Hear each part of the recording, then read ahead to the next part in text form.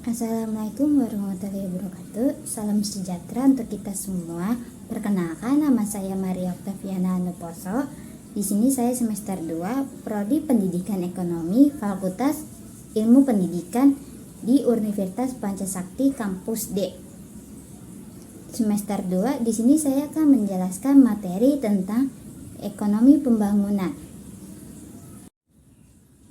Pengertian ekonomi pembangunan dan menurut para ahli. Pengertian ekonomi pembangunan. Ekonomi pembangunan adalah pertumbuhan ekonomi yang diikuti oleh pertumbuhan ekonomi yang diikuti oleh struktur ekonomi dan mencolok kegiatan ekonomi atau usaha meningkatkan pendapatan per kapita dengan jalan mengolah kekuasaan ekonomi otomatis menjadi ekonomi real melalui penanaman modal, penggunaan teknologi, penambahan pengetahuan, peningkatan keterampilan, menambahkan kemampuan, dan berorganisasi manajemen. Terjadinya pengembangan ekonomi, struktur ekonomi akan mengalami perubahan dari sektor pertanian ke sektor distribusi atau dari sektor primer ke sekunder maupun ke tersier. Terjadinya perubahan struktur ekonomi dan berkaitan pula perubahan perannya struktur terhadap pendapatan nasional maupun kesempatan pekerja. Oleh sebab itu, sehubungan yang berkaitkan oleh masing-masing sektor akan mengalami perubahan dengan adanya pembangunan ekonomi. Menurut Todorov, yaitu pembangunan ekonomi diartikan sebagai suatu proses multinasional yang melibatkan perubahan-perubahan besar dalam struktur sosial, sikap mental yang sudah terbiasa, dan lembaga-lembaga nasional termasuk pada kecepatan pertumbuhan ekonomi serta pengurangan dan penghambatan kemiskinan absolut. Yang kedua ada menurut Dr. Irwan MBA dan Dr. Suparmoko MA. Pembangunan ekonomi adalah suatu usaha untuk meningkatkan taraf hidup bangsa yang sering kali diukur dengan tinggi rendahnya pendapatan real berkapita. Fakta-fakta yang mempengaruhi pembangunan ekonomi. Fakta yang mempengaruhi pembangunan ekonomi antara lain sebagai berikut. Yang pertama, ada sumber-sumber ekonomi yang produktif, artinya kemampuan untuk meningkatkan usaha dalam memanfaatkan sumber daya dan sumber ekonomi yang sudah ada. Yang kedua, pendapatan nasional atau produksi nasional, artinya jumlah nilai tambah yang dihasilkan oleh seluruh unit usaha yang nantinya dapat mempengaruhi pendapatan per kapita.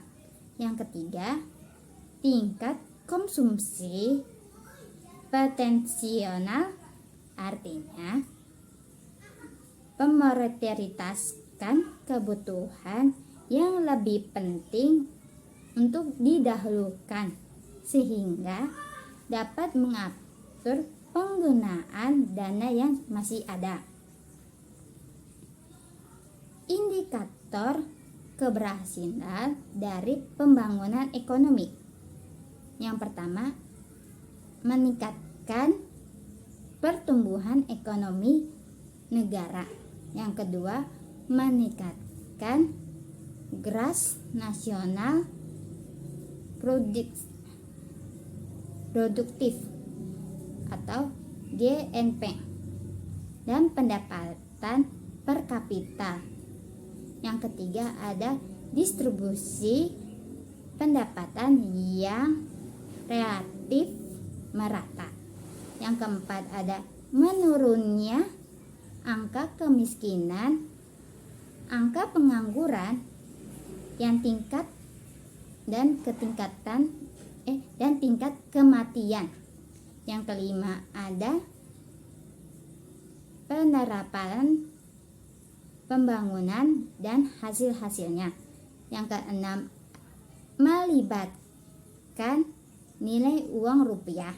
Yang ketujuh, meningkatkan distribusi manufaktur. Yang kedelapan, pertumbuhan sejumlah distribusi di dalam negeri sehingga mempengaruhi peningkatan ekspor. Indeks kualitas hidup dan indeks pembangunan manusia meningkat. Yang kesembilan ada meningkatkan ketahanan pangan, energi, dan air. Yang kesepuluh, meningkatkan gizi dan kesehatan dalam masyarakat. Yang ke-11, meningkatkan investasi baik jumlah PMA atau penanaman modal asing dan PMBN atau penanaman modal dalam negeri, dan jumlah FBI atau foreign direct investasi, yaitu investasi langsung oleh pihak asing. Masalah-masalah pembangunan ekonomi di negara berkembang dan bermasalah pembangunan ekonomi di negara berkembang, yaitu yang pertama, tingkat pendidikan yang rendah sehingga pengetahuan yang diperoleh sedikit. Yang kedua, pertanian tradisional. Yang ketiga ada tarif hidup yang rendah. Yang keempat, produktif yang rendah. Yang kelima, kekurangan modal dan tenaga kerja. Yang keenam ada laju pertumbuhan penduduk yang tinggi atau perkembangan penduduk yang pesat. Yang ketujuh ada masalah menciptakan kesempatan kerja dan pemegangan. Yang kedelapan, keterangan pada sektor pertanian. Yang kesembilan, kemalasan, yang tidak disiplin seseorang. Yang kesepuluh, sikap yang tidak mendorong produktif. Kebijaksanaan dan strategi pembangunan. kebijakan dan strategi pembangunan untuk mempercepat pemulihan ekonomi nasional dapat diartikan sebagai berikut. Yang pertama, mempercepat ekonomi nasional untuk mewujudkan pertumbuhan ekonomi yang keseimbangan yang diikuti oleh stabilitas harga dan nilai tukar rupiah, penyelesaian utang negara, pertumbuhan kreativitas dan kepercayaan, penciptaan lapangan kerja, pengangguran dan kemiskinan. Yang kedua, memperjelas koordinasi wewenang dan tanggung jawab lembaga-lembaga negara dalam terkaitnya mempercepat pemulihan perekonomian. Yang ketiga, menghindar ekonomi biaya tinggi melalui penekanan kelembagaan negara, reformasi birokrasi, pemberontakan segala bentuk pengututan liar dan KKN. Yang keempat, ada memperbaiki peran negara sebagai regulasi dan fasilitator dalam kegiatan ekonomi kecuali cabang-cabang produksi yang penting bagi negara dan yang sesuai hajat hidup yang banyak. Yang kelima ada memperbaiki struktur perekonomian nasional dan memperluas partisipasi dan empati masyarakat termasuk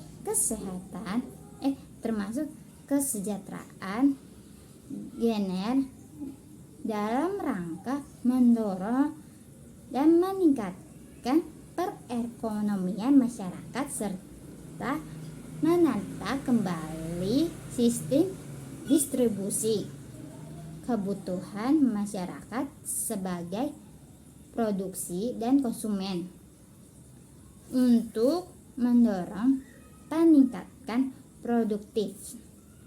Yang keenam, pengelolaan ekonomi diprioritaskan kepada penerataan akses terhadap sumber daya ekonomi nasional dengan mengutamakan penyediaan infrastruktur ekonomi yang terintegrasi, penciptaan lapangan kerja untuk mendorong pertumbuhan ekonomi dan memperbaiki distribusi pendapatan dalam rangka meningkatkan kesejahteraan masyarakat.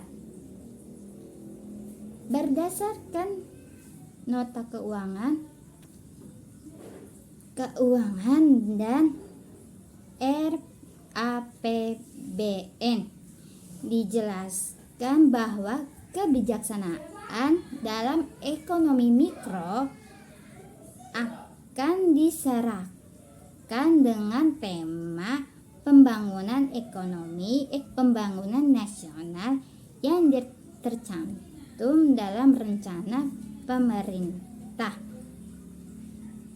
RKP maksimal RKP pada tahun 2014, yaitu menatakan perekonomian nasional bagi peningkat kesejahteraan rakyat yang berkeadilan. Tema RKP tersebut dijabarkan ada 3 kebijaksanaan strategi nasional, yaitu yang pertama penataan perekonomian nasional, yang kedua meningkatkan kesejahteraan rakyat, dan yang ketiga memelihara kestabilan sosial dan politik. Dalam rangka tersebut, asumsi berdasarkan ekonomi makro yang dijadikan ancaman dalam menyusun produksi rencana anggaran pendapatan dan belanja negara atau RAPBN direncanakan sebagai berikut. Yang pertama, meningkatkan pertumbuhan ekonomi. Yang kedua, kestabilan nilai tukar rupiah. Yang ketiga ada keturunan inflasi. Yang keempat ada stabilitas suku bunga SPN. Yang kelima ada kestabilan harga minyak. Yang ketujuh ada peningkatan ilfing minyak dan gas bumi. Sekian dari presentasi yang saya sampaikan atau materi yang saya sampaikan. Mohon maaf bila ada ejaan, bahasa atau kurang dimengerti. Salam sejahtera untuk